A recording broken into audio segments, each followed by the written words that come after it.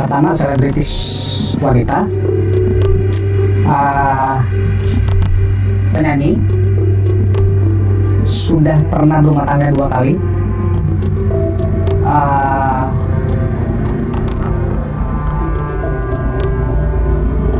akan berpisah, bercerai untuk yang kedua kalinya dalam hitungan bulan. Dari sekarang hitungan bulan maksudnya di tahun 2006, di atas bulan Juni. Wanita, inisialnya M. Laki-laki, selebritis, aktor, masih muda, aktif juga di bidang olahraga, lebih ke layar lebar, terkenal, terjerat kasus hukum, sampai kantor polisi. Nah, kalau yang gue lihat ini dia aktor, tapi ternyata gue lihat dia aktif juga di kegiatan sport, olahraga, salah satu cabang olahraga. Karirnya di aktor itu sangat terkenal, lebih ke film layar lebar, masih muda, banyak fansnya, terutama cewek-cewek. Itu pro kontra, percaya dan nggak percaya, tapi ternyata seperti yang bilang tadi, ternyata yang gue lihat sampai ke kantor polisi. Rame beritanya.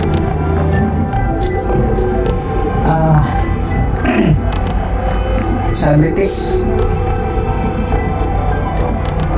laki-laki,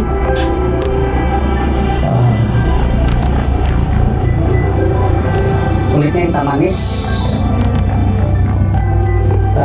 rambutnya cukup panjang, seleher, usianya di atas 40, di bawah 50 lebih kurang. Kalau dari visual yang gue lihat, multi talenta, senior, aktor, lebih dikenal di film, tapi punya talenta-talenta yang lain.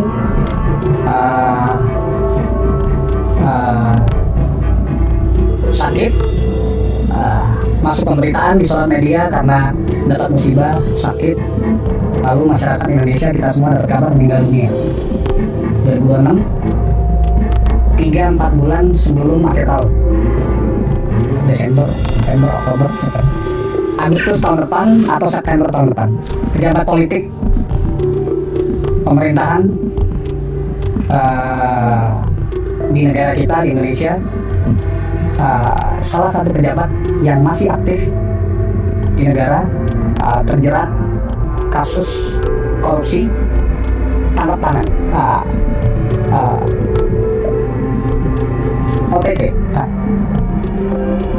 Barang buktinya ada, terlihat di rumah, di kediamannya, hanya yang satunya. Bisa dibilang kalau nggak meleset rumah dinas, sudah cukup lama sepak terjangnya di dunia politik. Usia sekitar 50 tahun ke atas, 50 tahunan lebih kurang, tapi yang gue lihat sepertinya 50 tahun ke atas. Rambutnya pendek, di sini agak pelontos di bagian kanan kiri, di atasnya pendek, gempal, kulitnya hitam manis, berdarah Jawa.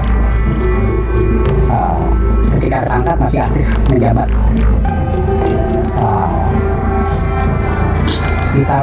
Masuk di tahun 2006. Berasal dari salah satu partai politik yang cukup besar, A, huruf A, pejabat. Kan ada banyak pertanyaan netizen belakangan ini ke sosial media, ke Instagram. Ini kita bisa nih, Dr. Reza Gladys, dan lain-lain yang ada di dalam kasus yang sedang ramai. Saya lebih tertarik ke Dr. Reza Gladys. Pertanyaannya yang saya mau bahas tentang Dr. Reza Gladys, kenapa? Karena saya mendapat pernyataan itu, Bang. Dan netizen juga banyak juga bertanya tentang Dr. Reza Gladys. Jadi 50-50, Dr. Reza ini 50%, Dr. Reza 50%. Wallahu alam, saya mendapat pernyataannya tentang Dr. Reza Gladys. salah satunya saya buatkan nih pertanyaan dari netizen ini, apakah Dr. Reza Glendi sini juga akan terjerat ke pengadilan masalah hukum? Kalau di penglihatan gua dan batin gua yang bilang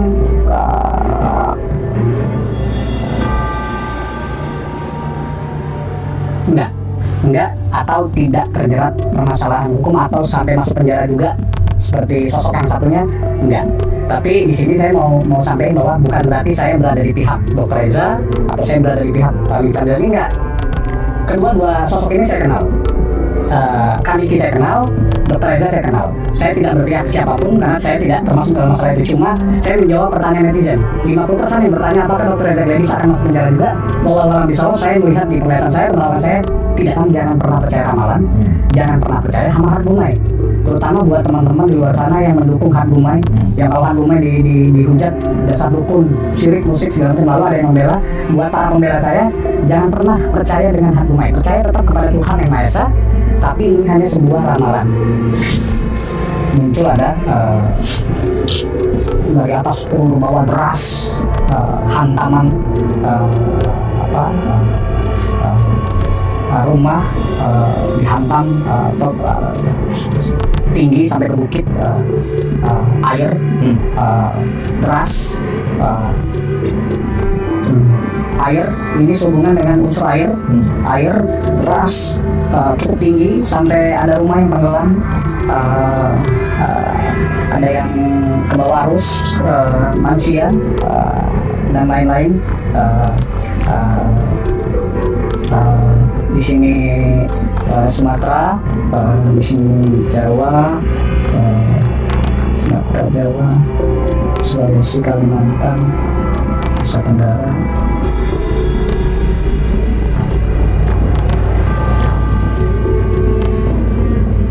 Nah di sini Sumatera, di sini Sumatera, di sini Jawa.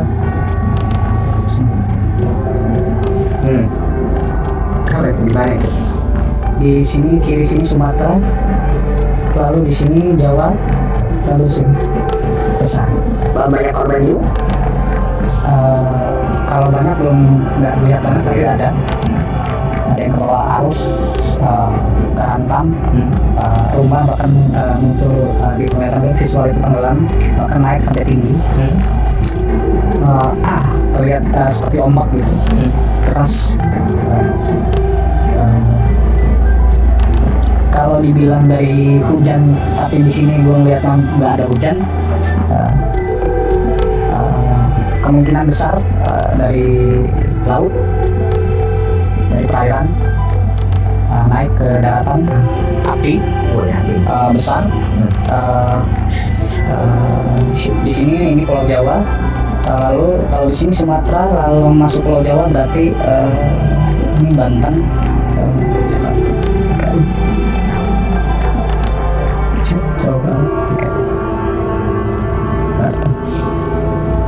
Jakarta, DKI. Api besar berkobar, bukan satu dua rumah, bukan satu bangunan, tapi banyak bangunan luas, bangunan besar, tinggi, bangunannya besar tinggi, seperti kantor, dan ini bangunan penting, bangunan yang bisa dibilang penting, isinya juga penting semua. Terbakar, kobaran api besar, rame jadi sorotan banyak orang, masyarakat, media, negara, pemerintah, bangunan besar, bangunan penting, DKI. September, Oktober, November, Desember 2026. Sebelum pertengahan tahun kalau nggak meleset 2026.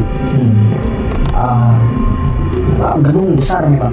Tapi gue mau nyampein bahwa ini tuh hanya penglihatan gue, penerawan gue, bukan dari mana-mana, bukan ada unsur apa-apa, tapi ini yang gue lihat. Dan gue mau nyampein bahwa untuk siapapun di luar sana, untuk kita semua, bahwa pentingnya itu mengantisipasi segala sesuatu mara bahaya, musibah, dimulai dari diri kita sendiri.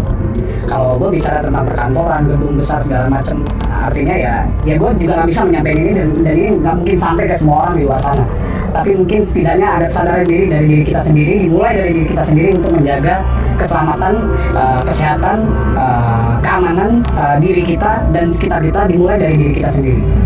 Kesalahan yang terjadi di musibah tersebut ini ternyata yang gue lihat sebab akibatnya itu karena seseorang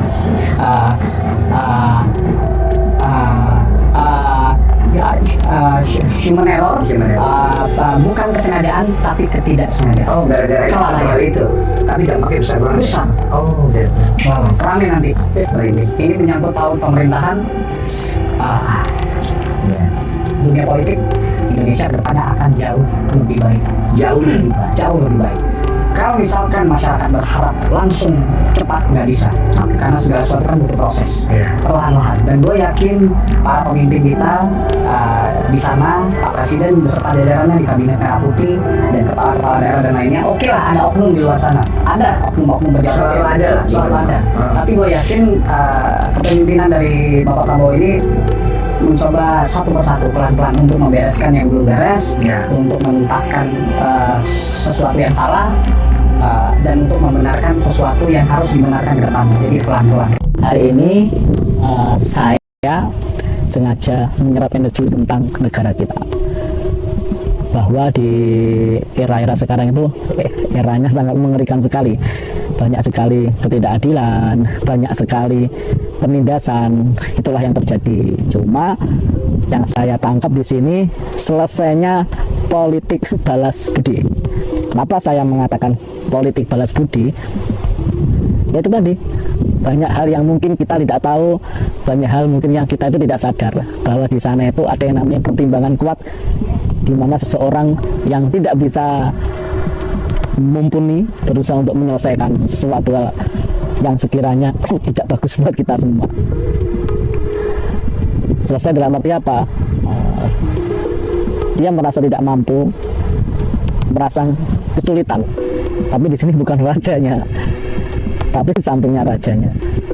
Jadi seakan-akan hiruk pikuknya itu menjadi hal yang beliau ini tidak sanggup. Seperti ramalan saya sebelumnya, jika pendampingnya ini nyeleh nih, nanti dalam arti turun, akan digantikan satu wanita yang mungkin itu nanti akan membantu sang raja. Itu yang saya lihat. Terus di akhir tahun, awal tahun, itu banyak sekali yang namanya demo besar-besaran menuntut hal yang itu kalau dipikir-pikir kayak nggak balance, tidak imbang, ibarat timbangan itu berat sebelah. Jadi di awal tahun, di akhir tahun itu banyak sekali demo besar-besaran. Mungkin ini adalah cerminan buat kita ini sedang dijajah bangsa sendiri. Jadi kalau saya menyerap pesan semesta yang berada di sini, akan usai yang namanya politik balas budi.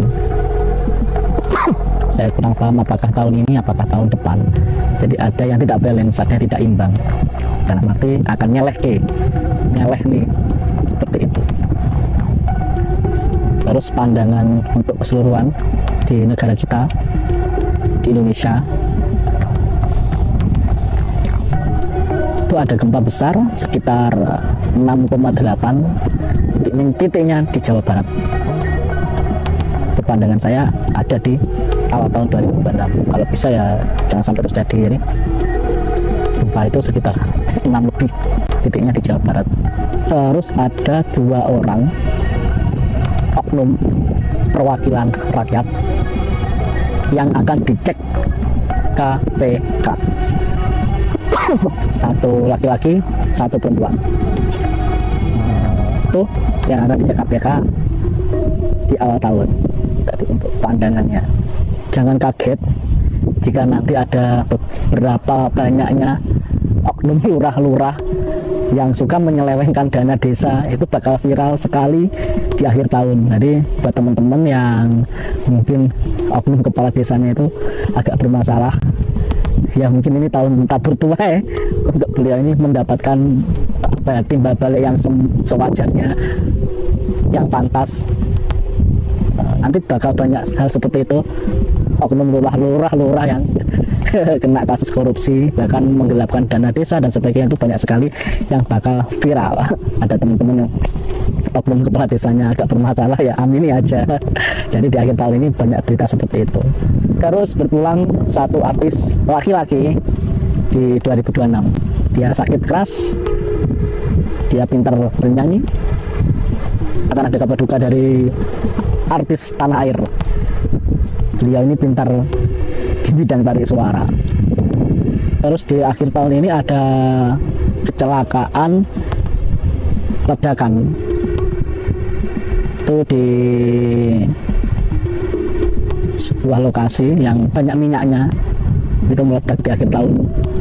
Terus untuk perekonomian di kedepannya itu, yang miskin tambah kesusahan, yang kaya tambah kangkang. Buat teman-teman itu ya rajin menabung, karena kita tidak tahu ya apakah ada yang namanya resesi kedua, apakah kita akan terjadi resesi itu ya.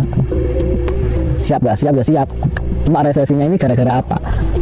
Dulu waktu kita kena COVID, kita kesulitan kerja, kesulitan dalam hal apapun. Nah di 2026 awal itu ada hal yang membuat kita ini kesulitan, bahkan ekonomi kita itu kayak bener-bener anjlok. Jadi buat teman-teman yang sekiranya hidupnya boros ataupun suka foya-foya dengan hal-hal yang tidak penting, saya kira agak dikurangi dulu, karena kita nggak tahu ya, di tahun 2026 ini sangat seret sekali, berat sekali. Banyak orang itu kayak putus asa di masalah ekonomi. Banyak orang itu ada yang sampai menyelesaikan nyawanya sendiri gara-gara faktor ekonomi. Tuh. Terus gini, ada pandangan yang kurang bagus untuk Bali. Jadi ada gempa yang lumayan besar disertai banjir bandang. Itu di deretan 2026. Ya, kalau bisa apa ya, kayak kita ini kan hidup di lingkungan, kita hidup juga ada timbal baliknya. Kalau kita tidak peduli dengan lingkungan kita, ya kita juga akan ada hal-hal yang kurang bagus. Misalnya kayak membuang sampah yang kurang benar, terus apa ya, kayak jalurnya air ini tertutup. Itu yang paling harus diperhatikan, gimana agar banjir bandang itu tidak ada. Terus tanggul-tanggul yang sekiranya bermasalah ya segera diberesin, seperti itu. Jadi rangkaian 2026 itu tidak hanya Bali saja, Semarang itu juga ada di pandangan saya banjir besar, sampai beberapa rumah rusak, sampai beberapa orang itu. Yang paling kasihan itu ibu-ibu, ini di pandangan saya, ibu-ibu baru melahirkan lokasinya banjir, sampai anaknya itu ditaruh di perahu. Ya kita harus sadar diri lah tentang timbal balik semesta, timbal balik manusia dan alam itu sudah pas apa belum.